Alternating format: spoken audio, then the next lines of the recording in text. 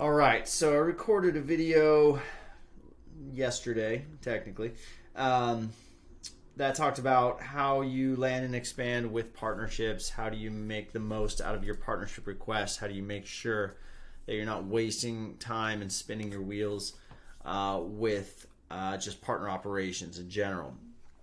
But now what I want to focus on, because someone did ask, is, okay, well, you may not have issues finding partners. You may have issues, and I think everybody does, activating partners, making sure that each partner is ROI positive or bringing in and bringing back referrals.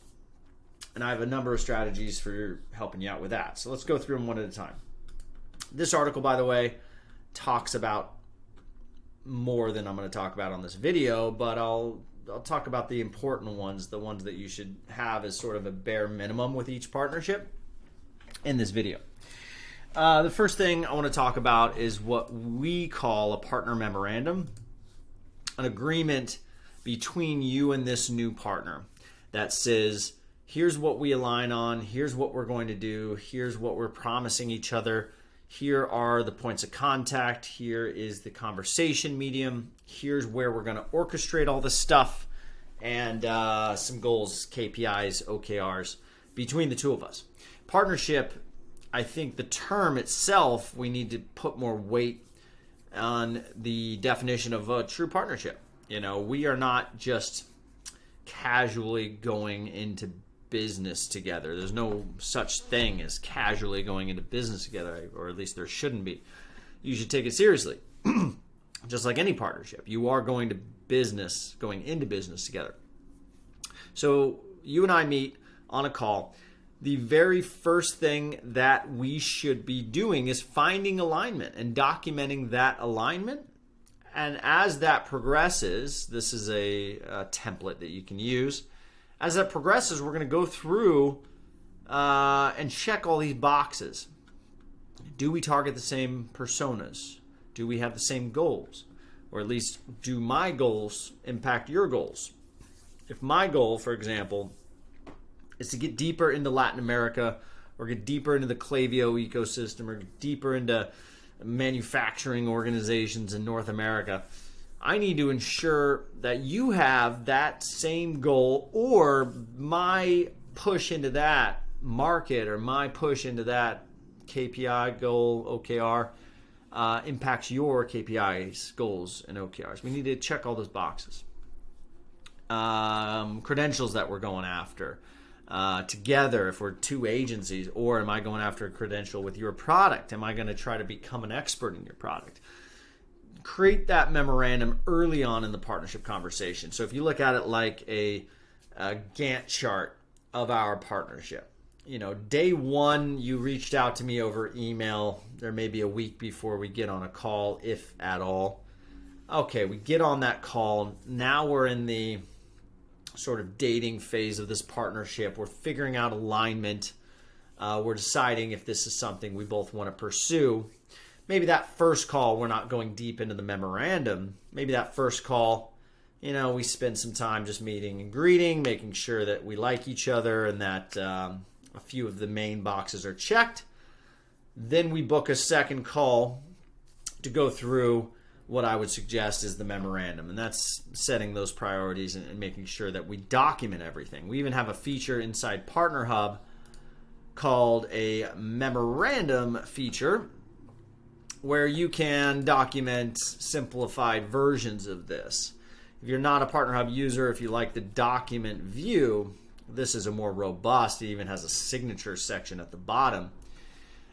We are embellishing this feature or growing this feature into a contract feature. So you'll be able to create all of your memos, memorandums here and save them and require your partner sign them if you choose to. But we provide this for anyone inside and outside of Partner Hub, and allow you to do it here as well. So create that contract, create that memorandum that sets expectations, and then set a calendar event maybe a quarter from now. So you should have a goal and a date and a timeline that this partnership is supposed to achieve by. set that calendar event, invite that partner back to the table to review. Okay, we agreed on all this stuff. Did we achieve our goals? Did we do everything we promised? Yes or no? Check, check, check. Continue the partnership, progress, set new goals, create maybe a new memorandum. So this could be partnership memorandum for Q1, right? It doesn't have to be in general. Or maybe there's a section just for the next quarter, or a section that is goals with a timeline attached to it, what have you. But that is, I think, what I would consider as a minimum activity that you should do with all of your partners, is to create, share, document, revisit this partner memorandum.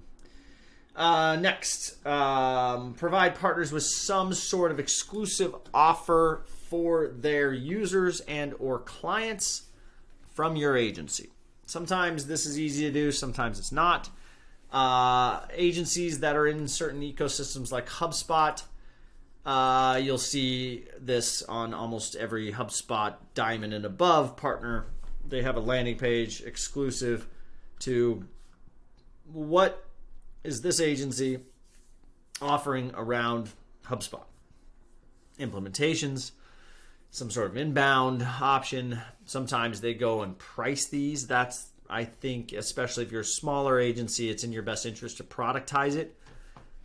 So if this is agency to tech, you have a new tech partner, you get on the call, you establish the memorandum, you agree all signs point to go. You start to learn, you start to tinker, you're still thinking about that Gantt chart, and maybe you get to the point, or you've already gotten to the point maybe, that you're experts in the product, you're striking the partnership deal. The idea here is, now I need a landing page on my site for your salespeople and your CS people to point customers to. Now, if this is agency to agency, the way this could work is either a white label relationship that comes with some sort of a agreement between you two that says, I'm going to put together an SEO audit. I don't do SEO, you do SEO. This is all going to go to you. And then I'm going to put together a go-to-market with you, where we're going to be blasting out this information. You're going to have a HubSpot implementation on your site. I'm going to have an SEO audit on my site. I'm going to do this HubSpot implementation. You're going to do the SEO work. I'm going to still link to it. I'm going to still have it on my website, and you're going to provide it. That's white label. I don't mention your agency on my website. You don't mention my agency on yours, but we have an agreement that says I'm providing that for you and you're providing that for me, at least for a period of time until we decide it wasn't successful and we need to find new partners for that service. Or maybe it is successful and we continue to grow, and maybe it becomes a referral relationship where I talk about SEO and the value of it, but this links off to your site. That could be the way it works as well. So making sure you at least have one piece of property, one URL, one slug on your website for each partner. Now, it could be a service, it could be an audit of some sort, could be a part of a pricing page, or it could be some sort of a case study-esque blog. I stress that it's not just any blog. I mean, if you have to just do a blog post, strategies for growing traffic in 2024, and it's you and a couple of your partners on that blog, sure, that's good. But what's great is an article like this on Smith.ai. One of our agency friends, Matt Burke from Zilla Metrics, published this to their blog. It's how to track Smith live chat in Google Ads. Very detailed, analytical. He goes and puts up screenshots, lots of great keywords on here. This article, I'm sure, converts very highly for both Matt and for Smith. And this is Smith's way. So depending on if you're watching this, I think this is for the agencies, but either way, you think about it from their perspective. Smith's CS and sales team look at this and they say, okay, anytime I hear Google Ads and analytics on a phone call or on a demo or on a support call, I'm going to think about this article. I'm going to point that person to this article. They say I'm having trouble with Google Ads setup. I'm going to point them here. And what are they going to do? They're going to see Matt Burks at Zillametrics is the expert in this, and they're going to click off to his website and book a time with Matt to review their issues. If they have major issues they can't solve themselves. And then Matt gets a new client. Obviously, that's the main strategy here. So again, you're in that maybe third level of the Gantt chart. You need to provide your partners with somewhere to send their customers that mentions you and how you support that use case, right? Blog post, good. Product page, also good. Case study type article, even better. Productized service. So the one step further in this would be an actual pricing tier here that says HubSpot implementation, $7,000 for this type of implementation, $10,000 for this. It always helps, especially the sales and CS teams at your partners, if there is a price tag. So they can say, okay, customer, what's your budget to get this built out? They say $7,000. They think immediately, oh, I've actually got a partner. They're called Six and Flow. They do a $7,000 implementation. It's in your budget. They do a great job. Here's the landing page. Now I don't even need the stress of asking that customer if I can provide a warm introduction. I can still say that, but I can get them this link, which has all the information. You think about the flip side of that. If you didn't have this landing page, it would be a very tough conversation for that salesperson or that CS person to say, I know this great agency. They're doing all this great stuff. Let me refer you. That customer's going to be like, I don't know anything about, what they can do for me and how much it's going to cost, and a lot of red flags. Do I trust you specifically? If you're a salesperson, who knows? Anyways, that's strategy, call it number 3.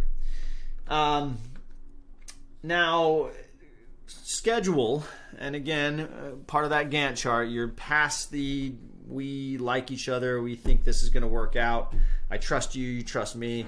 If it's another agency, I checked out your services, reviewed everything, it looks good, maybe we've got a joint customer already. Now what we need to do is do a repeating call once a month, I think is a good cadence, to review pipeline.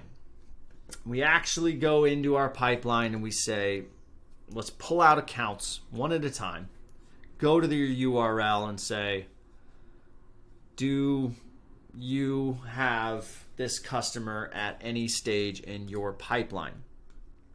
Co-selling is a good term. There's a lot of co-selling platforms out there. The good thing about us and Partner Hub is we are productizing this aspect of it as well. But in this article, there's some links in here somewhere for co-selling platforms that you can check out. But I don't think you need to do mapping of accounts, honestly. It's good for just kind of saying, hey, how many joint customers do we have now? How many joint leads do we have now? And digging through that data a little bit faster, but those platforms can get expensive and unnecessary for agencies especially. What I would suggest doing instead, picking out those partners that you really trust and that you think have what you need to be able to refer and co-sell with, and go into those accounts on a monthly basis. Say, who do you have that's new? Who did you recently close? I'll do the same. And we look at the URLs one at a time. We say, okay, well, smith.ai, okay, what do they do? Solutions, this and that. And where are they at in your pipeline? Okay, who do you know over there? Connect with them on LinkedIn, and then look at specific potential. So if it's customer potential prospect of yours, high target, high intent for a number of reasons. Maybe you've talked to them in the past. Maybe you can see that they're in a market that you're currently servicing or like a customer of yours. Form that offer specific to Smith and see if you can get that partner of yours that has Smith in a closed won stage or maybe a prospecting. See if you can incentivize them to make that introduction, or not even make that introduction. What you want them to do is send that prospect or that customer something that you've done and an offer from you specific to them that's attractive and meets their needs in some way, shape, or form. You want to get that done. So if you can imagine, once a month you're reviewing, call it 5 to 10 accounts on those calls each. You're bringing 5 to 10, they're bringing 5 to 10. And maybe one of those is ideal and you have an offer for them.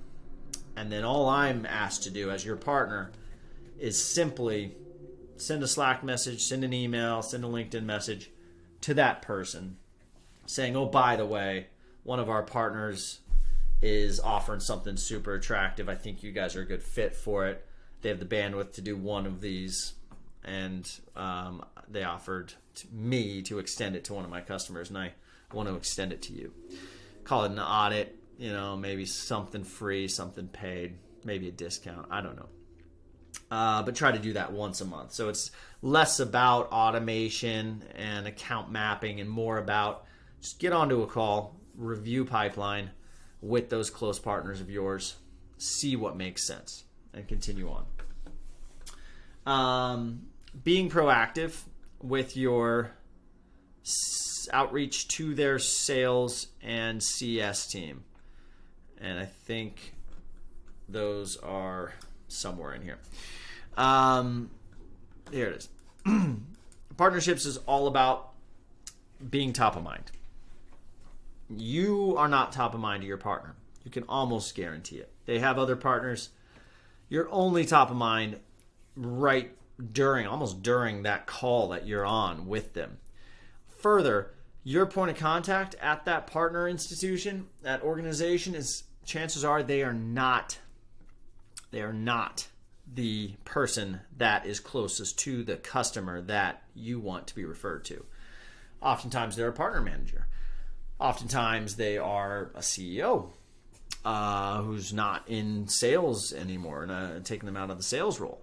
So what you need to do is make sure that you are connecting with, interacting with, networking with the CS and salespeople at your partner companies as consistently and soon as possible after they join the company, and create an alert for yourself, calendar, Sales Navigator, automate it however you choose to.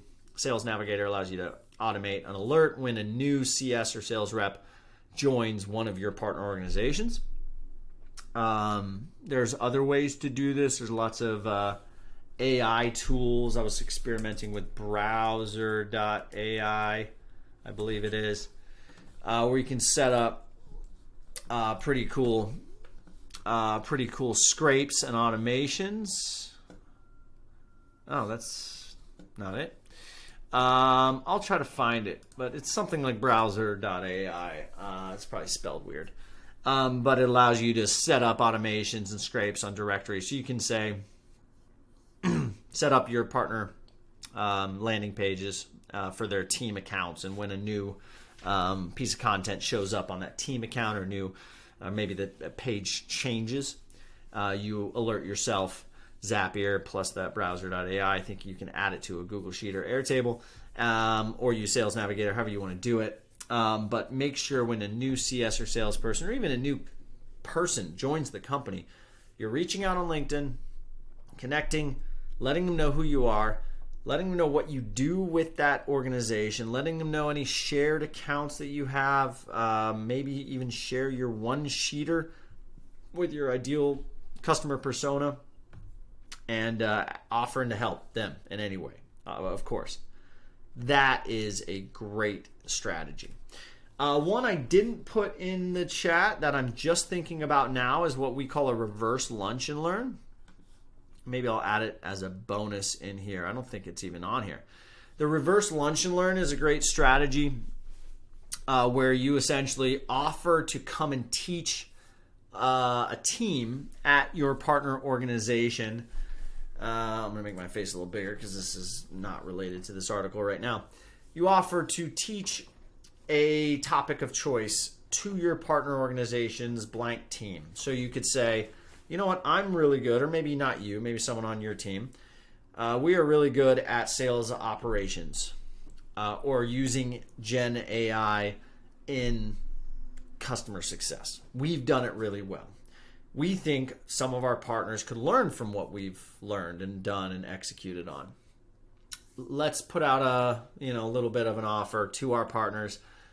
We will send so-and-so to your lunch and learn to teach them this process that we've used to execute A, B, and C super successfully. Send that off. I'm sure some of your partners will accept it. Now what you're doing is putting yourself right in the mix, giving a ton of value. They're going to be super excited about what you've just taught them, and they're going to have you top of mind. Again, you're going to make sure they understand, here's our partner agreement, here's what we do together, here's our shared customers, blah, blah, blah, blah, blah, and proceed accordingly. Reverse lunch and learn is what I call it. Call it whatever you want. It's a lunch and learn, but instead of your partner coming and teaching you and your team all about them, you're offering a valuable topic that you can come and teach them. I hope this was helpful. Thanks to whoever asked me to do this, and let me know if you have any questions.